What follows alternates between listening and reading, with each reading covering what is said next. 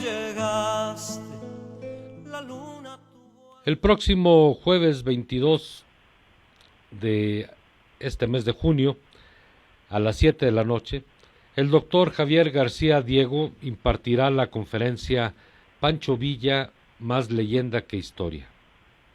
Este evento va a ser en el Museo Zacatecano y como parte de los eventos organizados por la Corresponsalía en Zacatecas del Seminario de la Cultura Mexicana y de la Sociedad de Amigos de Zacatecas. Este Seminario de Cultura Mexicana fue creado en 1942 y nace con el objetivo de impartir conferencias en diferentes partes de la República Mexicana, en todas sus corresponsalías, y hasta hace poco se creó la corresponsalía de Zacatecas. Y por ese motivo estará con nosotros el doctor Javier García Diego, impartiendo esta conferencia sobre el Centauro del Norte. Doctor, gracias por recibirnos la llamada, es un honor platicar con usted. No, el agradecido soy yo, muchísimo gusto, ganas de estar en Zacatecas otra vez, ciudad que visito con cierta frecuencia, pero pues ahora como representante del Seminario de Cultura, pues la verdad es que voy muy emocionado.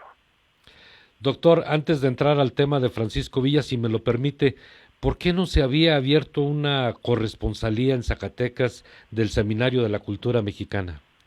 Pues la verdad es que no soy la persona adecuada para responder, porque las corresponsalías se abren por iniciativa de gente de la localidad, y fue hasta ahora que se reunieron varios zacatecanos encabezados por Manuel Sescós y le pidieron al Seminario de Cultura Mexicana, que efectivamente se fundó en 1942, pues le pidieron que se aceptara la creación de una corresponsalía en Zacatecas. He de decir que el Seminario de Cultura se creó con gente como Frida Kahlo, Manuel M. Ponce, para tener uno suyo, el poeta Enrique González Martínez, en fin. Zacatecas ha tenido vínculos con el Seminario de Cultura Mexicana, pero hasta ahora tiene una corresponsalía.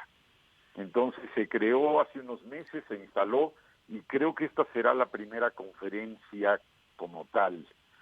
Hay otros ponentes, hay otros miembros del Seminario de Cultura Mexicana que pueden dar conferencias sobre temas zacatecanos o sobre otros temas, pero por ejemplo en el Seminario de Cultura contamos con Fernando Fernández, que es tal vez el mayor experto en Ramón López Velarde. Así que temas y ponentes no faltarán. Qué bueno, y nos da mucho gusto que usted esté aquí en los próximos días. Doctor Francisco Villa, mítico para el pueblo y un personaje histórico para los estudiosos. Bueno, es muy difícil deslindarlo así, pero tiene usted mucha razón. Efectivamente, por diferentes razones, por su origen popular, porque el tipo de actividades que desarrolló Francisco Villa antes de ingresar a la Revolución genera pocos documentos, porque no tuvo un programa social escrito, promulgado, como lo tuvo Emiliano Zapata, porque hizo, digamos, acciones que pueden ser legendarias o míticas, tanto en su periodo bandidil como invadir Estados Unidos o tomar Zacatecas, en fin. Tiene muchas características del personaje mítico, del personaje icónico, su vida al rebelde, su relación con las mujeres, en fin. Pero para los historiadores, pues sí, Pancho Villa representa eso y muchas otras cosas. ¿Entendemos realmente la vida y las acciones de Francisco Villa? ¿Lo conocemos realmente, doctor? Bueno, está planteando preguntas muy difíciles que yo intentaré responder el jueves, pero tiene usted razón. Pancho Villa es el personaje más complejo de la Revolución Mexicana.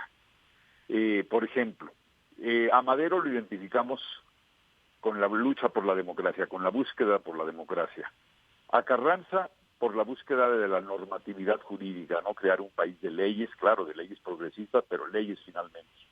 A Emiliano Zapata lo identificamos con la lucha por la tierra para las comunidades campesinas, para las comunidades rurales de México. A Álvaro Obregón lo identificamos como un gran caudillo militar y como, digamos, el representante de las clases medias que quieren ascender económica y políticamente en el México porfiriano, un México muy oligárquico. ¿Qué representa Pancho Villa? No está claro, no es precisamente un luchador que nos haya dejado un programa agrario. En todo caso, yo lo identifico más con el nacionalismo popular, porque hay dos tipos de nacionalismo, el nacionalismo gubernamental y el nacionalismo popular, que coincidieron en México en 1916 de manera clarísima. Pancho Villa provoca con su invasión a Columbus la expedición punitiva, y Venustiano Carranza se dedica como gobernante de México, como presidente de México, a resolver diplomáticamente la salida de la expedición punitiva. Uno se queda con la gloria, que es Pancho Villa. Así es la historia y así es la política. Entonces, este nacionalismo popular tal vez sea el rasgo fundamental de Pancho Villa como legado revolucionario. En este nacionalismo popular del que nos está hablando doctor Javier García Diego y del nacionalismo presidencial o gubernamental, hay una línea muy delgada, ¿no? Bueno, yo creo que tienen que existir las dos. Pancho Villa como un personaje fronterizo, en un momento en que las inversiones norteamericanas fluyen a México, que hay incluso presencia física de empresarios, pequeños hacendados, rancheros, en fin, mineros norteamericanos, pues claro que el nacionalismo popular crece rápidamente. Lo podemos ver en zonas como Cananea, que los mineros mexicanos peleaban por conseguir los salarios que recibían los mineros norteamericanos. Y por otro lado está el nacionalismo gubernamental, que se puede expresar no nada más en el presidente Carranza, se expresa en todos los diputados al constituyente de Querétaro, con los varios artículos que tienen un carácter nacionalista. En fin, es un fenómeno de la historia que valdría la pena analizar pasado mañana ya en Zacatecas. Voy con mucha ilusión, es uno de los temas, claro está. Así será. Doctor, el año 2023 ha sido designado, nombrado el año de Francisco Villa por el centenario de su asesinato. Sí. Hay otros motivos en el 2023 como precisamente los 150 años de el natalicio de Francisco I. Madero, a quien usted se refería hace un momento, o el voto femenino que está cumpliendo 70 años. Así es. ¿Por qué Pancho Villa? La verdad, no me sorprende conociendo al presidente Andrés Manuel López Obrador y sobre todo a los historiadores que lo asesoran, ¿sí? Son mis colegas, algunos de ellos son mis amigos, pero ha tocado el punto fundamental. El decreto también involucra al Poder Legislativo, o sea, es un asunto del Legislativo y del Ejecutivo. Me llama la atención que se haya elegido a Pancho Villa como personaje del año, porque es un hombre muy polémico. Inmediatamente generó reacciones negativas de los colectivos de mujeres, colectivos feministas en México. Obviamente dejó muchas heridas en zonas como Chihuahua, Durango, algo de Sonora y obviamente Zacatecas. Yo creo que había tres posibilidades, usted ya mencionó dos. Además, el presidente se ha definido como villista, constantemente dice soy maderista. Entonces tenía los 150 años de Madero, 1873, efectivamente. Tenía el voto femenino, 1953. Yo creo que hubiera sido muy bien recibido. Además, es una de las grandes aportaciones al sistema político mexicano, de los grandes cambios al sistema político mexicano, fue el otorgamiento del voto femenino. Pero también había otra fecha que lo involucra con Madero, los 110 años del cuartelazo, de la decena trágica, del asesinato de Madero y Pino Suárez. Yo creo que pudo haber elegido, esto también involucraba, por ejemplo, a Carranza con el Plan de Guadalupe. Yo hubiera preferido una efeméride constructiva, una efeméride de consenso, una efeméride positiva, y no una efeméride sobre un personaje tan polémico. Pero en fin, son las facultades del Ejecutivo y del Legislativo y nos pues definieron este año como el año de Villa. Es cuando se combina la historia y la política, a veces con cosas que no entendemos. Así es, o que sí entendemos, Sí, al presidente le gusta, no solamente es Pancho Villa es el subtítulo, Pancho Villa, el revolucionario del pueblo, y claro, son dos conceptos, dos palabras que el presidente utiliza política e históricamente de manera constante. Por eso dije yo que no me pareció sorpresivo, ¿sí? El nombramiento. El nombramiento, la designación de este efeméride. Y Francisco Villa, recurriendo otra vez al nacionalismo popular o al nacionalismo gubernamental, ¿fue realmente el revolucionario del pueblo, doctor? A ver, yo creo que no se pueden definir a los personajes, por eso dije que Pancho Villa, Francisco Villa era un hombre muy complejo. Los personajes históricos siempre tienen etapas en sus biografías, diferentes momentos. Entonces, Pancho Villa, yo creo que sí fue el revolucionario del pueblo por algunos meses. Y estoy pensando sobre todo a partir de la toma de Zacatecas, cuando participa o exige los tratados de Torreón con Venustiano Carranza que dan lugar a la convención, las propuestas de la convención, y meses antes incluso las breves semanas que estuvo Pancho Villa como gobernador de Chihuahua con algunos decretos en favor, digamos, de los sectores populares.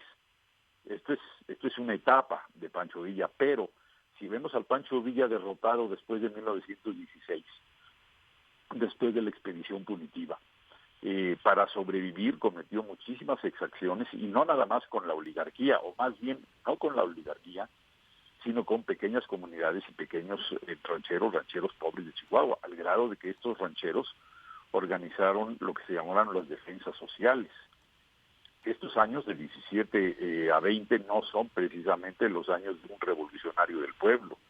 Y si recordamos que a partir de 1920, mediados de 1920, el gobierno para pacificar a Villa le obsequió la hacienda de Canutillo en el norte de Durango, pues tendremos que aceptar que esos últimos 3 años de Villa no fue el revolucionario del pueblo, sino que fue un hacendado muy tradicional, que buscaba las ganancias, que buscaba crecer, la dimensión de su hacienda, tuvo problemas con rancheros vecinos, unos de la comunidad del Cochinero, por ejemplo, que están involucrados en su muerte. En fin, yo diría que en momentos lo fue, pero en momentos de ninguna manera podemos considerarlo como tal.